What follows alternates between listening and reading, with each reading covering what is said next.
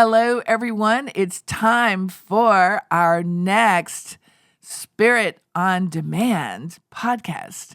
And what does that mean when I say Spirit on Demand? Well, for me, it means that I just sort of talk to my guides and my spirits all day long. And I consider them to be on demand because there are times when I demand that they connect with me so that I can receive information or insight or even new ideas and creative thoughts.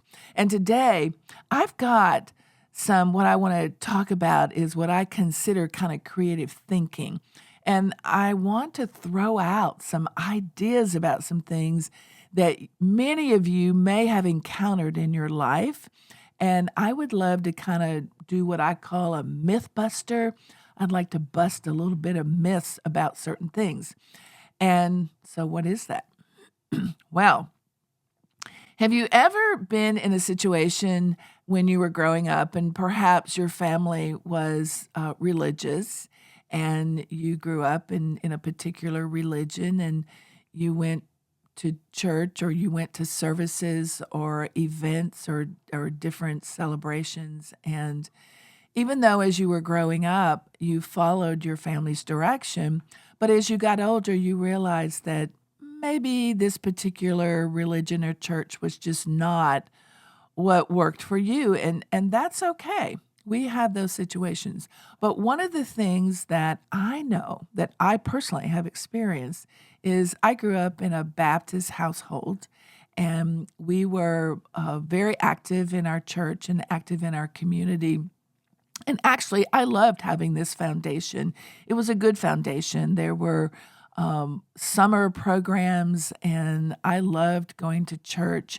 I even had the opportunity to speak in church and be involved and participate in helping to even teach classes. As I got older, I started realizing that there were many things about my church and even the religion in particular that just didn't fit with me anymore, and that was okay. But what had happened in my life, being involved in this type of spiritual development, was that I grew up kind of believing that it's not good to be rich, or it's not good to make a lot of money, and especially make a lot of money presenting or being involved in spiritual work. And I've been thinking a lot about that. And the other day, I was actually inspired by someone that I actually saw a post that they did, and they talked about like why your church keeps you broke. And I was really intrigued by that post, and it brought up a lot of memories for me. And it brought up the fact that we at times have been programmed to feel and think certain ways that perhaps don't really serve us. So today I want to talk about why spiritual work really deserves abundance. And when I say spiritual work, let me define what I mean by that.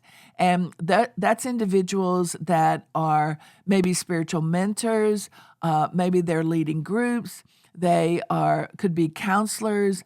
You are helping others tap into their spiritual connection, which doesn't necessarily mean that it is connected to a religion or a church, that you're helping someone define their own spiritual connection. And what that really involves sometimes is working on yourself, developing yourself personally, and what I like to call you are becoming empowered. You are claiming your power of yourself. You're building your confidence. You don't need others to really tell you what to do, how to think, how to be, and especially around the energy of money.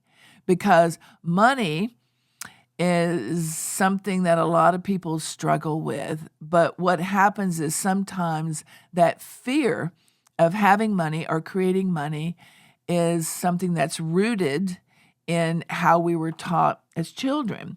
And so my goal today is to talk about just shining a light on the fact that it's okay to be a spiritual being, a spiritual leader, a spiritual business person, a spiritual mentor, and have lots of prosperity and abundance, because there's nothing wrong with making money. And as I've said before, when I work with my spiritual business clients, is that if you don't make money and don't create a profit in your business, you won't have a business. You have to make money. You have to have a profit in your business in order to keep that business going. And if your goal is to help others, then you definitely have to have a business plan and a structure in order to move forward and to grow that business so that you do create success, not only for your clients, but for yourself. So let's talk a little bit about what I experienced in the religious sector and how I stepped out of that, but yet also respecting my religious foundation, in that I did get a good foundation of learning a lot of things from my religion. And then I chose later to expand that and move into a more spiritual life as opposed to being involved in religion. And there's nothing wrong with being a member of an organization or a church if that is serving you. And we all choose where we want to be. We choose our communities. And so I'm definitely not saying that it's wrong. Absolutely not. I think everyone should migrate to what meets their needs. And today, that's why I'm talking about this, because I want you to understand that it is okay to kind of step out and think about this. So, what has happened, and what I've heard this a lot, so this is why I want to talk about it today, is that, it's the belief, and it's deeply rooted in early religious teachings, and believe me, it's been passed down for generations, that making money from spiritual gifts is wrong. So, being spiritual means that we must always give and receive. And if you're not receiving, if you're just giving all the time, you're actually breaking a spiritual law. Sometimes people will tell you, or they've even said, well, it's unholy or it's greedy to be a spiritual mentor or a spiritual guide or a spiritual teacher and make money. So in my opinion, that's false. It's a lie, and we don't want to buy into it. So what really happens? How did the sort of original training of poverty programming start? Well, in the Bible, there is a verse that says, money is the root of all evil. But in reality, the original verse by many scholars has said that the love of money is the root of all evil. And if you are just only focused on money and you're not really focused on serving others, and you're, this is where it gets very, I would say, kind of muddy, or kind of the gray area, is that the goal is that you want to be able to serve and you want to be able to receive. And when you are doing both, you are in a nice cycle, and we call that the cycle of spiritual being. So that was the beginning, I think, of programming. And of course, we know, if you go back in history, that unfortunately churches passed on a lot of, I would say, programming that, people shouldn't have money, and that way the church could control you. And there's a lot of history around that we all know about. The other phrase that I've heard a lot is the term, blessed are the poor. Well, of course, blessed are the poor, blessed are the rich, blessed are the wealthy, blessed are those that step into their personal power. This is something that has been, I think, spoken too much, is that, yes, blessed are the poor, but blessed are everyone. And then also, like I'll go back to, in the church, it's like you're supposed to give and give and give. And what happens for many of you, you are givers, you are nurturers. What happens to your personal life when you do that? You maybe overwhelm yourself. You don't take care of yourself. You're not engaging in what I call self-care and self-awareness and helping yourself. And then the next thing you know, you are the one that is suffering. because you're giving and giving and giving. And now you're suffering because you're not taking care of yourself or you're not receiving. So why is there all this guilt around this? Well, as I said earlier, a lot of this is about institutions, and they wanted to control people. They wanted to keep them small. And I think most importantly was they really wanted to discourage personal power, because if you're powerful, you make your own decisions. If you're powerful, you may or may not agree with what others are telling you, because when you're financially dependent on a system, then you're easy to manipulate. So why would an institution want you to be powerful? Because at that point, they couldn't manipulate you.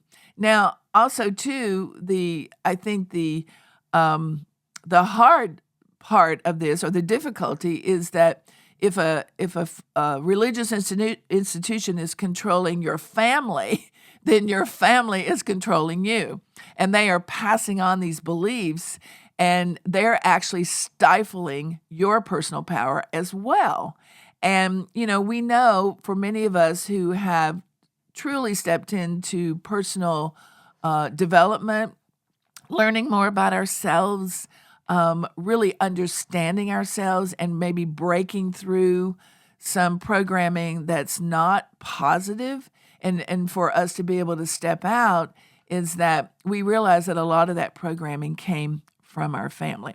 So let's just step right in. Money is actually neutral. It's an energy. Money is an energy. A dollar bill, or whether it's a $50 bill or a $100 bill or a $20 bill, that bill itself has no value. It's just a piece of paper. But the idea of the number on that bill has an energy. And that is what a lot of people sort of get confused with, is that, I've got to have a lot of money in order to feel empowered. Well, yes, maybe it can make you feel empowered, but the reality is that you want to be able to embrace the idea of being what I call spiritually wealthy. And being spiritually wealthy is that you are giving and receiving in your life, and therefore you're connected to your own spiritual self and your inner wisdom. And often when you are taking care of yourself like that, then abundance shows up. Prosperity is around you. So when we talk about money, it is a form of an energetic exchange, just like, your breath, exchanging love, exchanging friendship. When you pour your time, your soul, your wisdom, and your energy into helping others heal, you're helping others to wake up. You're helping others to grow. You're supporting others. When you do that, you're in a form of reciprocity.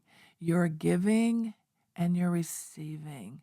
And really, that's what the energy of abundance with money as well is. That's what it's all about. Because giving without receiving literally creates an imbalance. And I know that many of you out there already know this. It leads to burnout. It leads to resentment. And oftentimes it leads to victimism. And victimism is not spiritual. When you're always in a victim mode and you're always saying, I can't do this, I can't do that, you're not stepping into your own power. So why is spiritual work so valuable? Why is it that it is valuable? Well, just think about this. Imagine a world right now without spiritual guides. Imagine a world without people that are helping you step out of, perhaps maybe you're being controlled. Maybe you're being controlled by an organization or your family. I know right now many people that tell me, I really want to move away from my religion, or just move away from the church that I'm in. I might want to be in another church, but they're like, but my family, I'm worried about what my family will think. Well, now we're getting into judgment. And unfortunately, that's what happens sometimes. We're afraid to step into our own power because we are afraid of the judgment that we might receive. And again, guess what? You were programmed to feel that. You were programmed to feel that if you try to step away, be independent, and empower yourself, that there's something wrong, that there's something that maybe bad might happen. So what happens is that you have to really walk away from that. You have to get away from that if you choose to empower yourself. So, I mean, think about it. If you decided that you wanted to be maybe a spiritual mentor, but you wanted to be a very, what I would call very free thinking, very open minded, it's not really related to any religious institution, well, you should be paid for that because you're a coach, you're a leader, you're a mentor. You should just pay just like any lawyer should be paid. I mean, would a lawyer do their legal work without being paid? I mean, after all, they are helping people. And in many cases, those people have wonderful spiritual awakenings by some of the things that an attorney can help them with. Should a doctor not be paid when they're saving lives? I mean, after all, as a spiritual mentor or a coach or a practitioner or a workshop leader or an energy worker, you are as valuable as a lawyer, as a surgeon, a doctor, because guess what? You're saving lives also. In fact, you are just as valuable as a minister. You're just as valuable as someone in the church that's a leader, a teacher. You are all those things. And that's why it is critical that you're not restricting who you are and restricting your energy and stepping into a world of being a spiritual leader. Because what happens is when you truly go out there and you give of yourself, you will start receiving energy from others. And receiving is sacred. It's very sacred. And the fact that so many people have been taught that receiving is bad, like you're being greedy? No, not really. There's nothing wrong with that. I mean, you have like a divine assignment. I mean, I stepped into truly into my spiritual being, roughly about 25, 30 years ago. And I realized that I kind of had this divine assignment. My purpose, my goal was to help others. My purpose and my goal was to educate others on developing their spiritual energy, their spiritual self, their spiritual business, their spiritual practices. I mean, think about this. If God or the universe gave you spiritual gifts, you are meant to use them. You're not meant to stifle them. You're meant to use your spiritual gifts because you were given those at birth. It is your birthright. You were meant to help others and to prosper because that's what you're here for. And there are many of you now that are being nudged. You're getting this calling. You're getting this feeling. And I know right now, a lot of you are probably worried about, are you going to be able to stay in your career or keep your job? There's a lot of change going on in the world. There's a lot of chaos. And there are a lot of people who are meant to be entrepreneurs. And it's time. They have good training. They might have been in a previous career, or you might be in a corporate environment and you're ready to think about maybe something on the side that you could develop. Or you might even just go fully into developing a business, and your goal is that you want to help others. There's so many ways that you can help others, and a lot of that is rooted in your spiritual wisdom. So, what you want to do is you really want to step into what I call a soul-led or a heart-centered business, and it can be extremely successful. It can be joyful. It can be very rewarding. And if you've been thinking about that, I would say, start looking into that. Start thinking about, what is your purpose? What direction do you think that you might step into other than what you're doing? Because I hear every day, I hear people say, I don't like my job. I don't like what I'm doing. I'm in a toxic environment.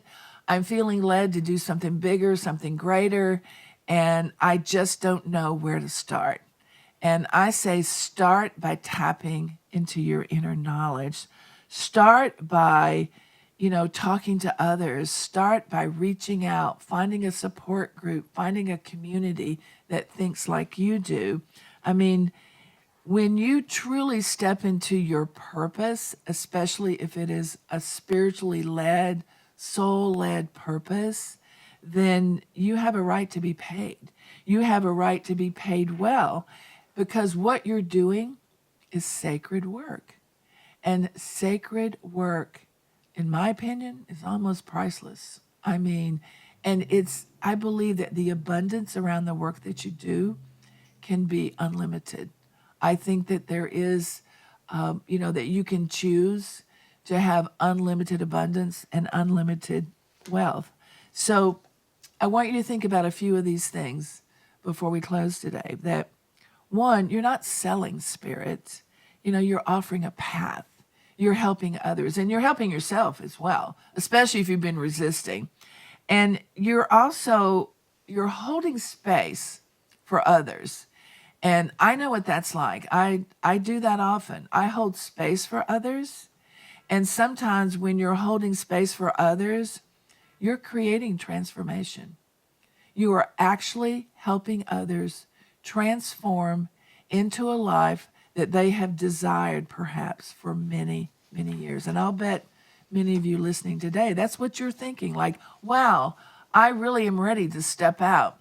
I really want to be living a different life. I want to be giving and I want to be receiving. So again, I want you to think about the fact that you are meant, so many of you are meant to do this work, and you're resisting it.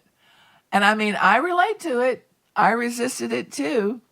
And I want you to think about this, and I want you to say this, that my gift is divine, and my abundance is divine, and that you are here to, if you're feeling what I'm talking about today, you're here and it's time for you to step into what you really want to create in your life. Don't wait. Don't stay in that toxic environment.